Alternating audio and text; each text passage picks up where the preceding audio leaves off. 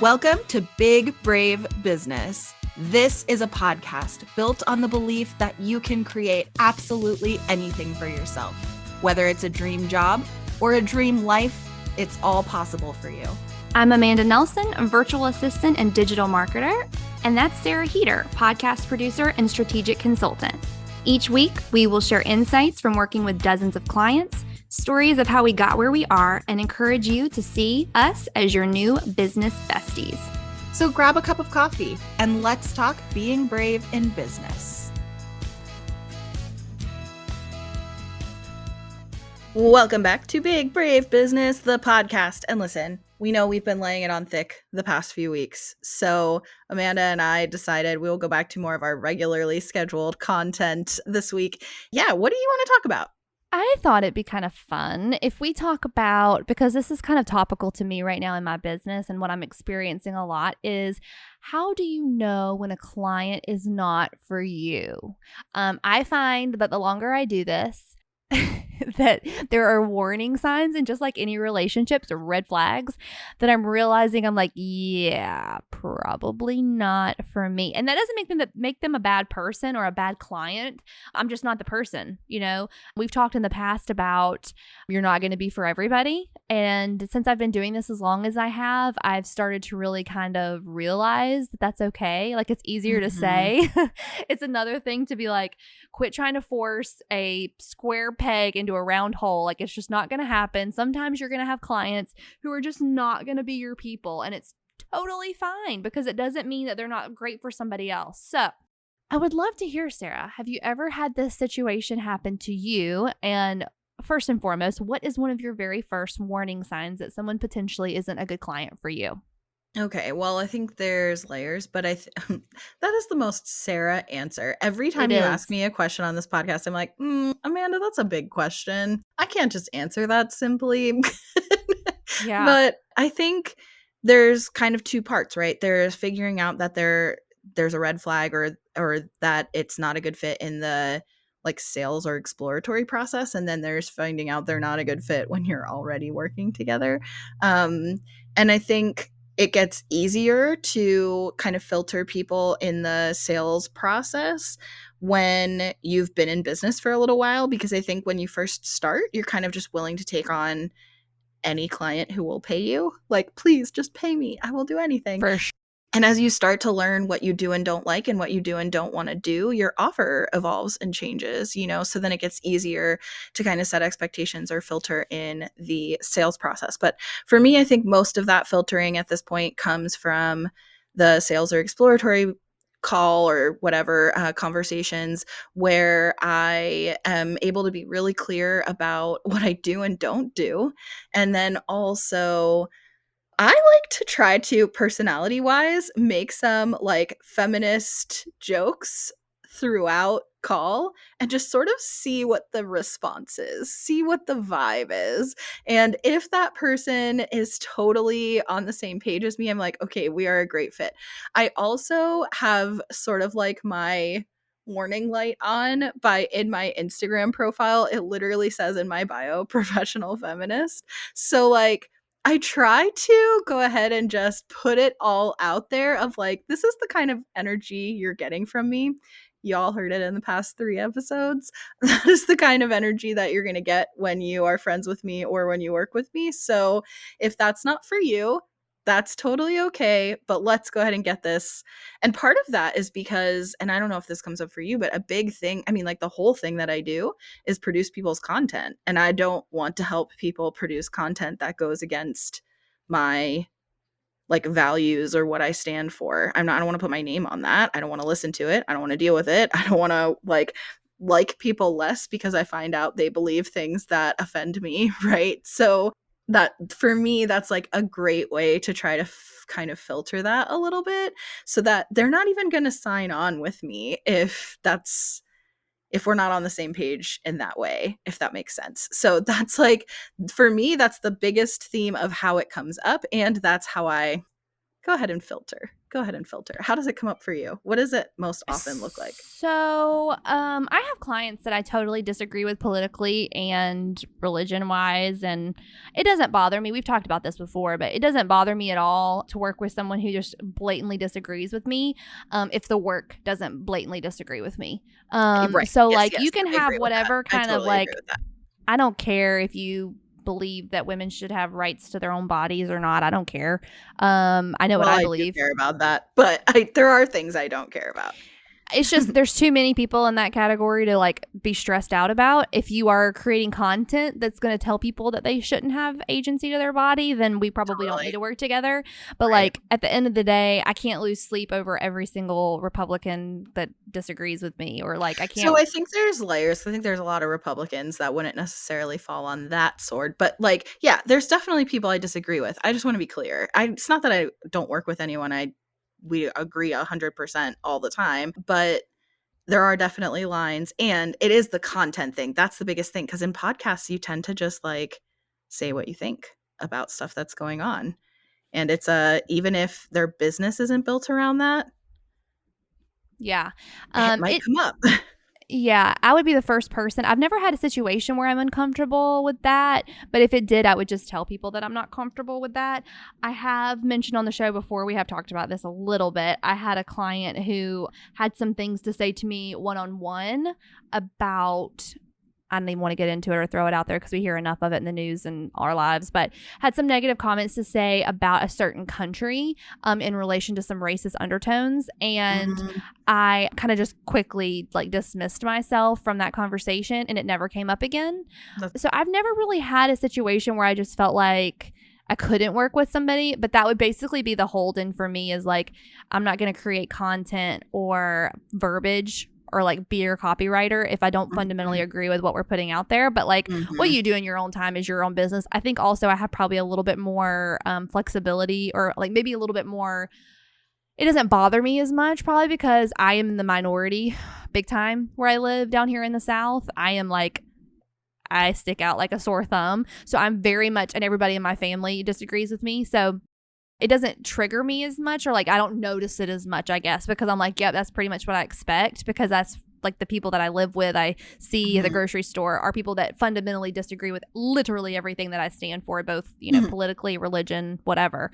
So for me, it's like just another person that I have to deal with. Does it make me roll my eyes? Sure. But like it doesn't really, it's like another day at the supermarket for me when I deal with clients who feel like they post on their social media about, political races and things like that. And they disagree with me, or, they put up like fake, like obviously fake news about a candidate that I'm like, that's not really how it happened. And you just kind of have to like see it and roll your eyes. But There's lines for me. There's like, if to a certain extent, I think you can vote how you want to vote when it comes to certain issues. And then there's certain issues where there's another thing where if you're actively going to build a platform for yourself to harm other people or to violate their right to take up space, then we can't work together. Like, I don't need your money. So there's a line, right? We can disagree about some things, but also if what you're doing on the internet is building a platform to harm other people, we can't work together. yeah, for sure. Anyways, what does it look like for you? Because it doesn't look like that. So what does it look like for you? I'm not gonna say it doesn't look like that for me. It's just different because I'm not like, it's about the content for me overall. It's not about the person, it's about the content. That's what I'll say. So basically my first red flag as a virtual assistant or working in digital marketing for anybody or social media management or whatever is when someone comes to me and they say, I want you to hold my hand. Like I basically need someone who's going to Mm. come in and hold my hand and just do it. And like, just make me do the thing that I'm hiring you to do. So like force me to make a video for social media, or like I need someone who's going to constantly check in on me, like basically be your parent. Like you're hiring me to like Mhm. tell you to do your job. Red flag, red flag, red flag. Used to be that would excite me back in the day Mhm. because I was like, Mhm. ooh, money, money, money. Like you're going to have to pay me every time that I'm having to email you to remind you to do the thing that you started your business to do. So I was like, I was fine with that. But now I'm like, no. And I'll tell you why. It wasn't the difference of like, oh, I started making so much money, so now I have the luxury of not working with these people. No. Where it swapped for me was that they're getting mad at me because they're not doing their job. And I'm, quote, not doing my job because I'm not checking in often enough. So you're upset with me. That's just not going to fly with me because I'm not like hounding you for work. Like, it's just crazy to me. And we talked about this like off the podcast about, it's insane to me that people hire virtual assistants and they're like under the guise of like, if I hired somebody, they would stay on top of me. Well, go work in corporate. I'm sorry. Go work in corporate where you have a boss who is constantly checking in with you and constantly telling you what to do. If you have a small business, you're an entrepreneur, what do you need me to be on top of you for? Like, do your job, you know? So that's it. I'm not going to keep rambling. That's my number one thing is don't hire a virtual assistant or anybody for that matter to stay on top of you. So yeah. What's your second thing? I think that was a good point, though, of if that's the environment that you're looking for, work in corporate. I think that's so real. I think the second thing for me is going to be about respecting boundaries. And I'm really blessed and fortunate, and I say this all the time, that when I meet new people, I will set expectations around communication. Like, these are the ways you can communicate with me. This is how often we meet. This is what I will and won't. Like, you can text me or email me or Voxer me unlimited, but don't call me. If you need to have a call, it needs to be scheduled. And with my clients, like during the launch phase, when we're launching a podcast, it's unlimited calls. We just need to schedule them. But once you've launched, it's once a month. Otherwise, Voxer, text, or email, because I can't have a totally full meeting calendar. And we've talked about this where, like, if I'm wall-to-wall meetings, I actually can't produce your podcast. So I have to have time to be able to actually do that work. So, like, text me instead. And then otherwise we'll talk about it on our monthly call. We can Voxer or whatever. I'm very blessed and fortunate that, like, the people that I work with, I can say it's unlimited text, unlimited Voxer, unlimited email, because I have set myself up to work with people who are not going to abuse that. So they understand that if I'm not available, I will respond when I am available. And if I am taking time off, that is okay. If I let them know, like, hey, I'm having dinner with my kids right now, like, they will leave me alone. If I am out for time off, like for vacation or something like that, they do not text me and email me while I'm gone. You know, I just took 11 days off in July, and virtually none of my clients texted or emailed or Voxered while I was out. Like, they just respected that. And I need to work with people who are going to respect that. I can't deal with the, like, expectation that, and sometimes you have to kind of like course correct, right? Like, somebody will email you and then email you again and be like, hey, I didn't get a response. And then you have to respond and kind of say, like, hey, it might take me one day to respond to a request like that. Like, that might happen, but you just have to set that expectation up front. And I always feel like sometimes that feels combative to say back to somebody, but then it's always also like, if you can't respect that it might take me one day to respond to you, God forbid I have a day off during the week. God forbid I'm, like, doing something with my family or my kids or whatever, or running errands or picking up groceries. Like, I have to live my life also, right? In addition to, you're not my only client, I have a lot of other clients. If you need me to revolve my life around you, first of all, you would have to pay me like a lot more money than you're paying me. And second of all, that's not the life I'm looking for. So then it's not a good fit. Yeah, I think that's the biggest thing is what you just said. And I come against that all the time. I don't have a single client who pays me full time. So you're not going to get me full time. Like, that's unreasonable. Like, and it's crazy to me too. Like, the clients that I have that are, sometimes they can be like, even like the 20-hour clients a month, they're the same ones that are like, hey, I didn't hear back from you yet. And I'm like, well, you sent it at 30 minutes ago. So you're going to have to simmer down a little bit. So that to me, yeah, that's a big one for sure. That doesn't understand the work-life balance. And like, you started your business for a reason, and literally neither one of our clients, any of our clients, are paying us full time. So like, you're not going to get me full time. Like, I promise you I will get back with you, but no. So yeah, that's a good one. My next one would probably have to be, I had it and then I got on yours and now I got to think about what it was. Hold on. No. It was a good one. Yours was good. I wanted to weigh in. The next one for me that can be a red flag with some stipulation is if someone has had more than 2 virtual assistants in the past year. Let me tell you something. It's like a relationship red flag. Now, things happen. I give like a lot of grace with that. Sometimes there's a lot of bad virtual assistants out there. Like sometimes it happens where people decide that virtual assistant's not for them. They're figuring out where they are in their journey of starting their business and they're just not at a good place to take on that client. Like things happen, but most of the time, if not all of the time, I give people grace, and about 6 months in, I start to realize, oh, this is why people leave. Like, this is why people aren't able to work with you. You're rather impossible to please. You have unreasonable expectations, or you are requiring tasks that someone in person needs to do for you. And you're asking someone who is not in person to do something for you and your business that you needed to just hire a straight up employee for. So that's a big red flag for me, and it happens all the time when I have new client calls and I ask details. Like we're on a first date. So why'd your last boyfriend break up with you? Like what happened? I need to know everything. What was the problem? And if it's always the VA, just like in a relationship, if it's always the VA or if it's always the ex-boyfriend or ex-girlfriend, it's a red flag for me. I'm not saying I won't take you on, but I'm just telling you, I'm very skeptical this is going to work out, because I love it when I talk to people that are like, I've been through 2 VAs or more even, and I'm realizing that what I really need is X, Y, or Z. And these VAs didn't offer that, and I didn't articulate it well. So you're taking ownership that you did not articulate your needs well, and that you didn't hire VAs that fit your needs at the time. I respect that. I understand that. Entrepreneurship is a revolving door of things that you are constantly learning about yourself and about your business and about your niche and about your clients. It's totally normal.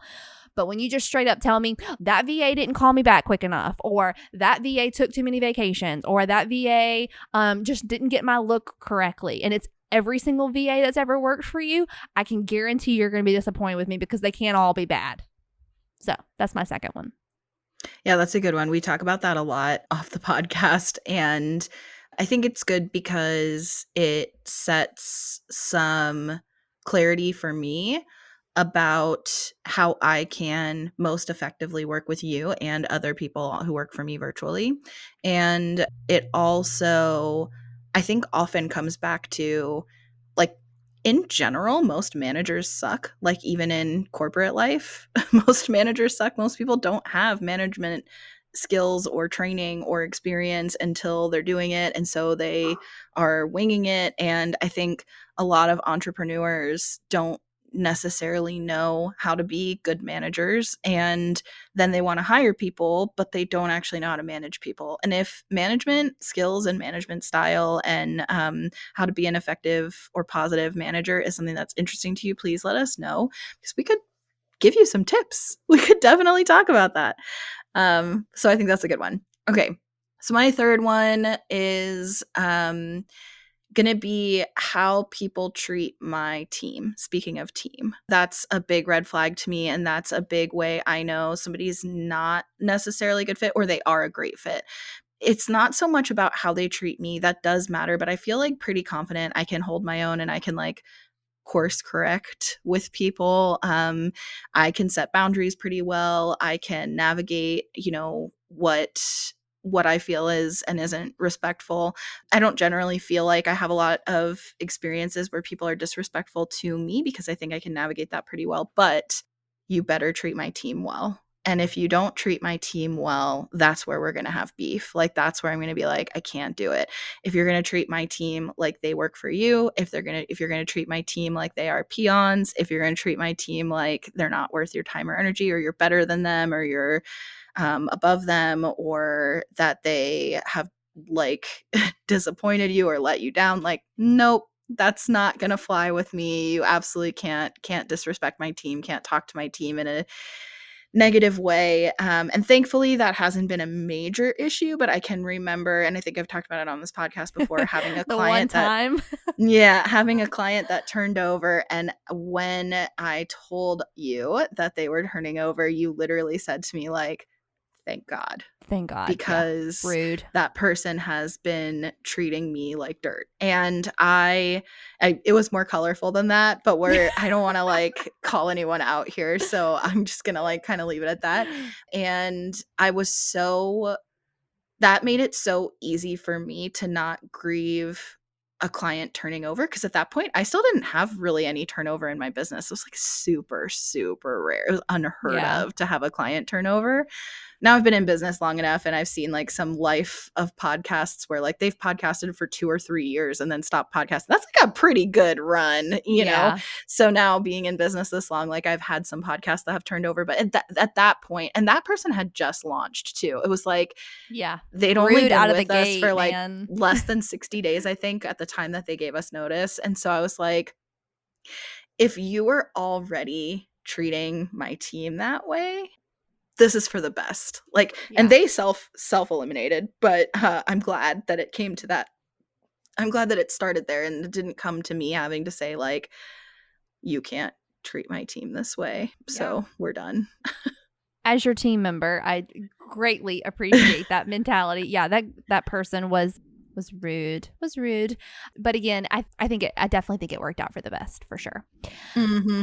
My last red flag would probably be someone, and I can normally tell by the energy on the introductory call. Usually I'm pretty good at sniffing it out. I have a good radar for it. People that come into like hiring someone with like an entitled air, or like they are above me in some way. Mm-hmm. I Those like are the to same people. They are the same people. Usually they're unappreciative. And you know, I'm a words of affirmation person. I'm not asking someone to like praise literally every email I send you.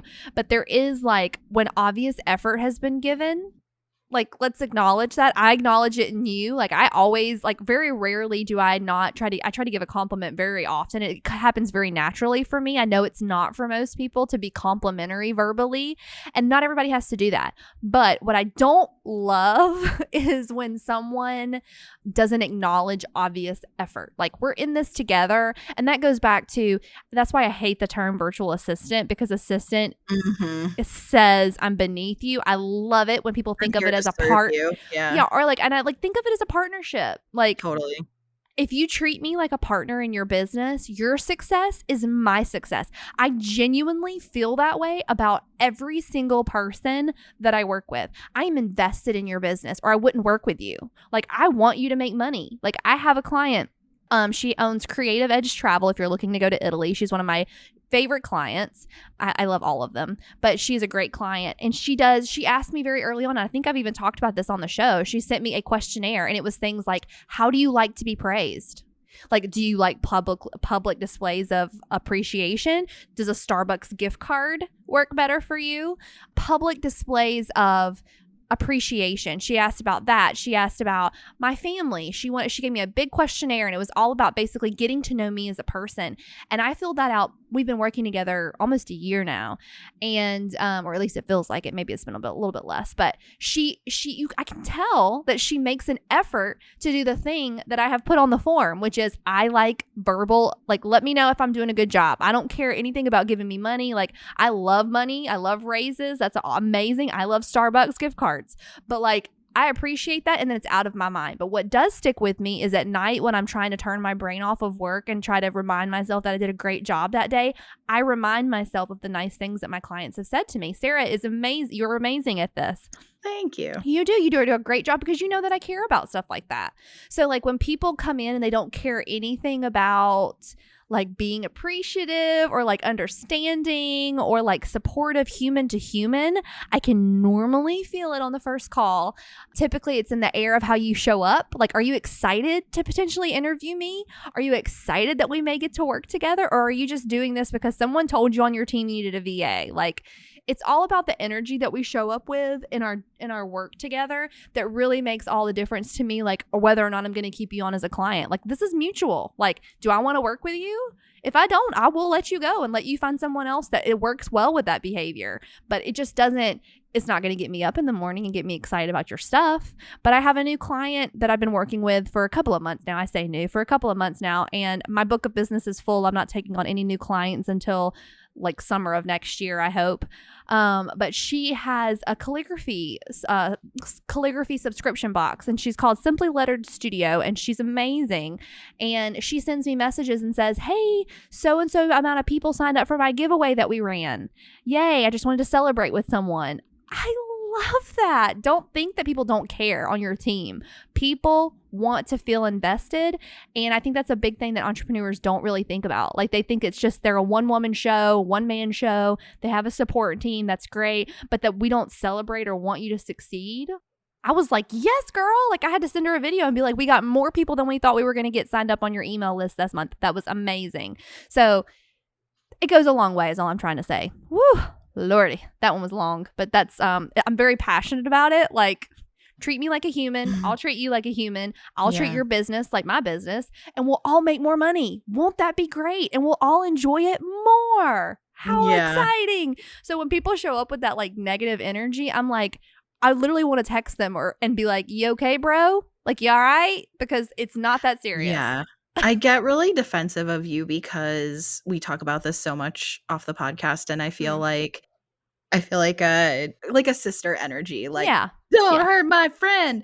I think basically my thing is like when you have run into that in the past, it's like you just start asking to be treated like you showed up to support their business and their life, like, because you did. And regardless of like, you know, whether or not that is how they thought it was going to go, I don't even want to say didn't meet expectations, because I think it all comes back to what we said earlier of like setting expectations. But regardless of that, you could be a terrible delegator. It didn't go the way you wanted it to for whatever reason, but like, treat my friend like she showed up and cared about your life and your business. You can't possibly know Amanda and think she just didn't care, that she just threw something together, like just didn't like, they're paying me, but I don't give a shit about this. Like that is so far from you and your personality. Thanks. I don't see how it's possible to know you and think that. Anyways, yes, I think that there's so many red flags that we could definitely say show up, but there's so many green flags. So maybe next episode we'll talk a little bit about write it down. Next week we'll talk about what the green flags look like. I think in the past we've done an episode about what kind of clients we like to work with, but we're going to talk about our green flags, maybe some of the subliminal things that we pick up on calls that you could also take and put in your business when you're thinking about hiring a podcast person or hiring someone as a help person to your business. So stay tuned for the green flags. But on that note, Sarah, tell them where they can find us. Yeah, come hang out with us on Instagram. That is where we tend to hang out the most. Amanda is on Instagram at Amanda Nelson Reads, and that's reads like books. She reads books, you guys. So she's at Amanda Nelson Reads. I am at Sarah K. Heater, and together we are at Big Brave Business. We also have a YouTube channel. Have you watched our YouTube channel yet? Because I feel like hopefully this has changed by the time this comes out, but I feel like you haven't. And it's good. It's really good. It is. The people that we have brought on are so delightful and fun and hilariously funny, and they're super smart and interesting, and they do all kinds of interesting things. So if you're looking for positive people to follow, if you're looking for new friends that have the same kind of big, brave business energy, you're going to find them on our YouTube channel. So it's at Big Brave Business on YouTube, and we have new episodes. Is it called an episode on YouTube? New YouTube videos every Wednesday. It's totally separate content from what we do over here, so definitely go check out our channel and subscribe over there as well. That's right, and we'll see you again next week. Bye.